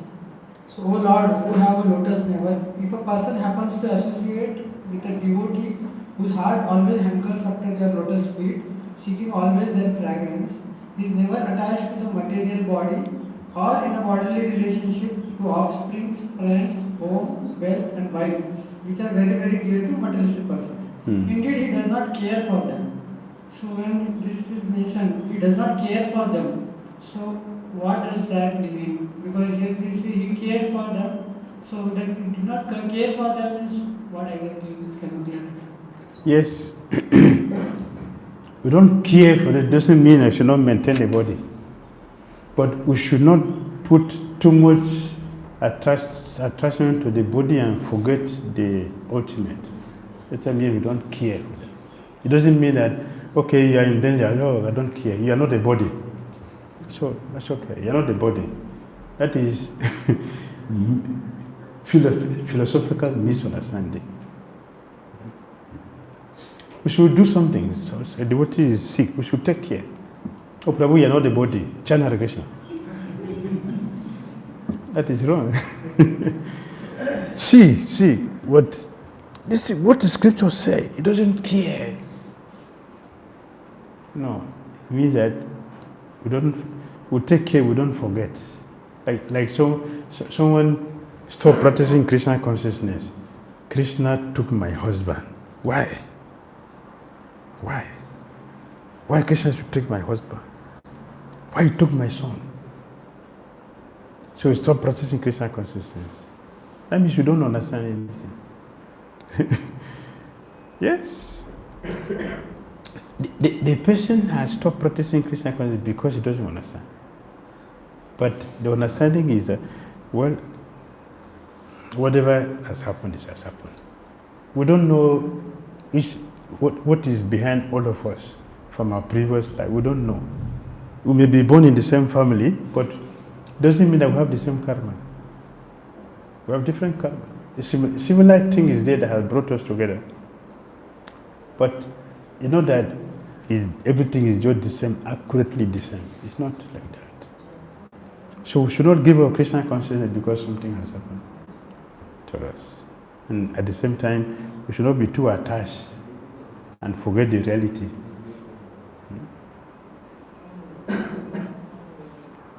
All right? Yes, sir.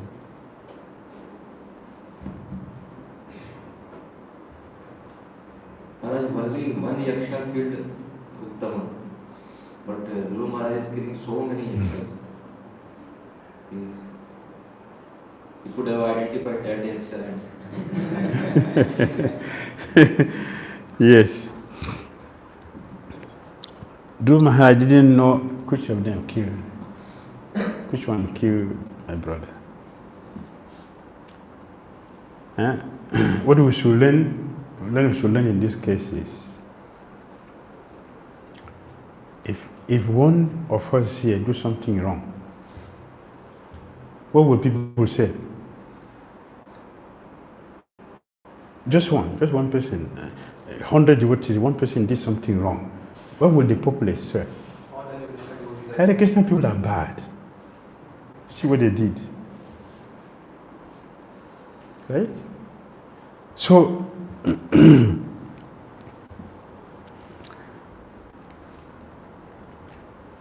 our activities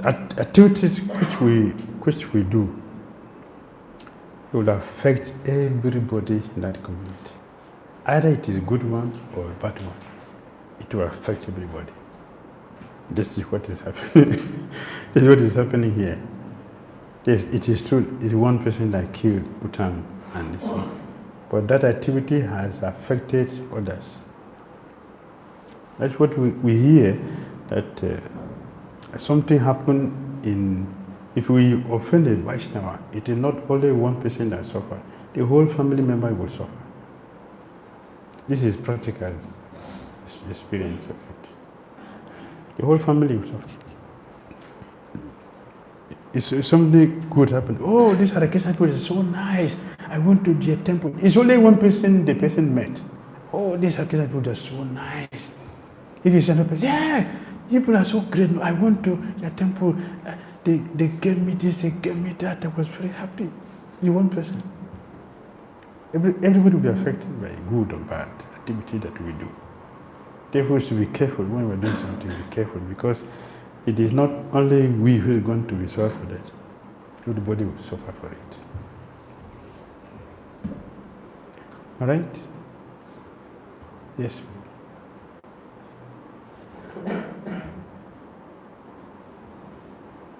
But this previous chapter, there is a statement about the same what he quoted about the devotee relishes the fragrance of lotus feet of Krishna. So he is not too much bodily connected and he doesn't get affected by it. Yes. There Prabhupada writes that thus this status of life is possible only when a person is interested in associating with a pure devotee who always enjoys the fragrance of the lotus feet of the Lord. Yes. So actually many places this kind of thing comes in prayers and like that. So what is this fragrance which is mentioned of lotus feet of Lord, or what it is exactly? It's like a servitude, we understand that, the desire to serve, but what is that? What is being spoken by Dhruva Maharaja? Dhruva Maharaj, the lotus feet, the lotus feet of Krishna. Actually, the first thing when one really sees Krishna, the first thing that comes after that experience is the fragrance, real fragrance that comes. So Vishwanath Chakravarti Thakura explained this in Madhura Kadambini. That fragrance, when you get it, you faint. It happened to Dhruva also. You faint unconscious. When you hear devotee sing the faint unconscious, is that fragrance that really comes and attracts the devotee. And when that happens, Krishna will move away to attract us to continue to go to look for him like that. So there's a fragrance, and there is also a honey from the feet of Krishna. That's why we call it lotus. It's like a lotus. Lotus has a honey, which honey bee used to go and take. So its feet is compared to honey. The feet doesn't look like that. If you look, your guru's feet look like a lotus. No, it doesn't look that, but it's called lotus because of the softness and also what comes from that feet. Purify us. So we compare that to the lotus. And the fragrance is also there. That's how we get at the stage of perfection. After the fragrance, the one really enter into Krishna fully. That's the entrance. It's the enticement to bring us inside.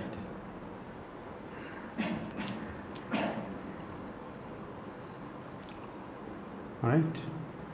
Yes. Maharaj, you are giving the example of the lady carrying the burden on her shoulder. So although we are in Brahmacharya ashram, maybe we have given up all the material designations which we had. But then we also might be carrying many spiritual designations. So while we are practicing Krishna consciousness, when we are praying to Lord, so we tend to forget the purpose that we have to ask for Krishna prema. But then we try to juggle between our spiritual designations and make a fool out of ourselves. So how to overcome this tendency?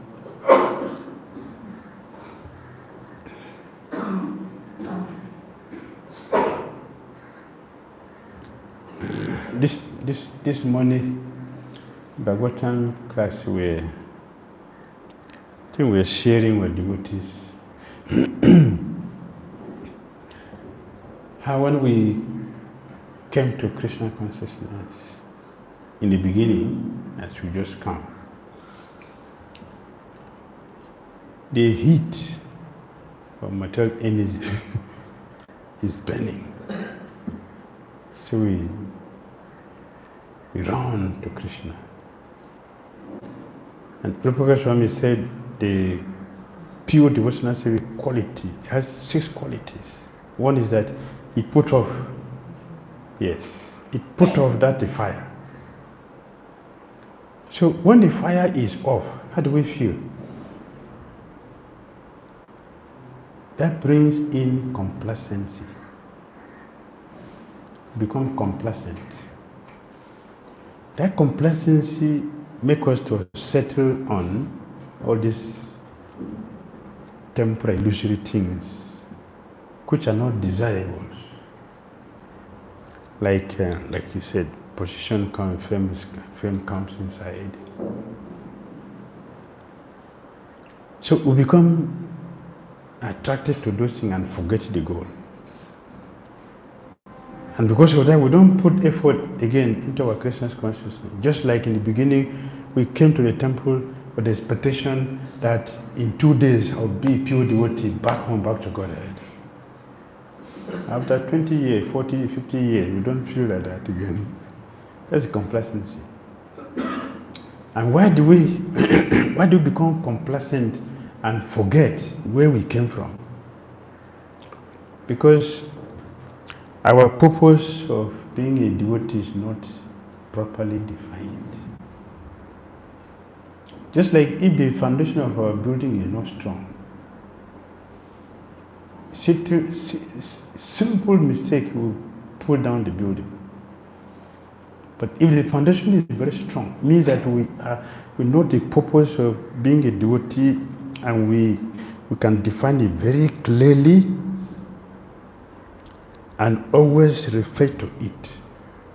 We'll never forget what brought us to Krishna consciousness. We will always ask ourselves the question, what am I supposed to do here? If we don't have purpose, we will never ask ourselves this question, what am I supposed to do here? What am I supposed to do here? We get the answer, what are we supposed to do? So the next question, am I doing it? If you say yes, I'm doing it, but how are we doing it? These questions will flow. I will never be complacent. You will remember why we are here, what we're supposed to do here, and we'll do what we're doing, and also check how we're doing what we're doing. What is the quality of what we do? Because we don't have a clear purpose defined in our consciousness, or in Krishna consciousness, we become distracted. And we forget that is how strong Maya is, that she brings this thing before us. Maya is asking, but we don't hear. Are you sure it's Krishna you have come here for? Are you sure? Take this one. Then we'll forget it. Forget Krishna. I say, take prestige. Your name is all over the planet now. See, look at your followers. 50 million people are hearing from you every day. Yeah, this is my reward. But the purpose of my coming to Krishna consciousness, will forget to do japa. Brahmachari who is eating very simple prasadam, now be eating in the houses of householders, open food the whole life, and then the sin is, the belly is out. But this Saraswati will send you out of the ashram. If you see a brahmachari stomach outside, but this Saraswati will send you outside. You are sent to the fire. Go to the house. Don't stay here. Brahmachari is supposed to be flat.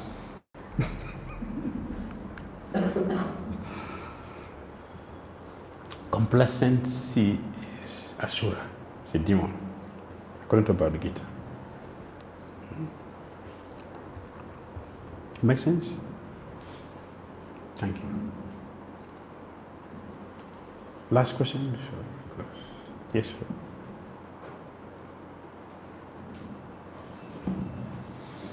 It appears to me that Dhruva Maharaj had darshan at age of 5. Then he grew up, he married, he had children, and then now seeing the situation, he overcame by anger. So is it that spiritual realizations will be covered over with time, or is it happens in this case only? There are two types of anger. There is a material anger and there is anger which should be exhibited by a leader for the purpose of setting things in order. There is a need for a responsible leader to be angry sometimes. That is not contamination.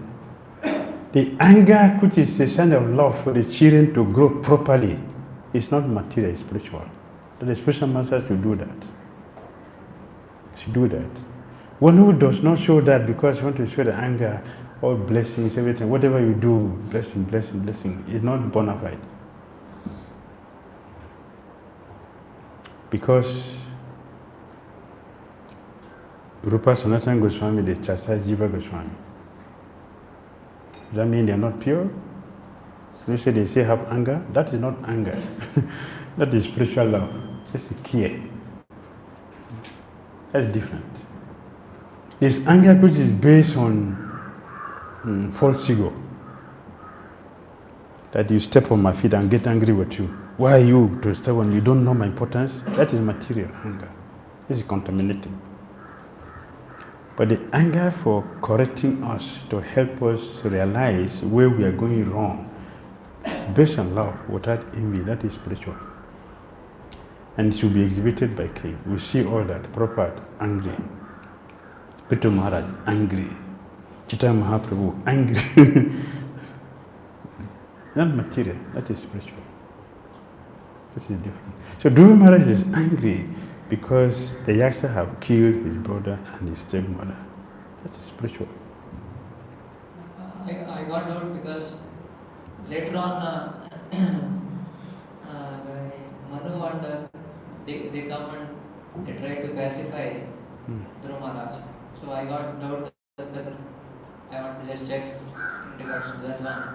Because Manu comes and says to Dhruva Maharaj, you should not become too much angry. So that's how I just wanted to check. Yes, Shambhu and Manu told him, you should know that these are Lucifer's followers, so you better stop here. If you cross beyond here, Lucifer have been quiet because you are a devotee. That's why he's quiet. But if you continue here, you will get angry also, so better stop. And he stopped.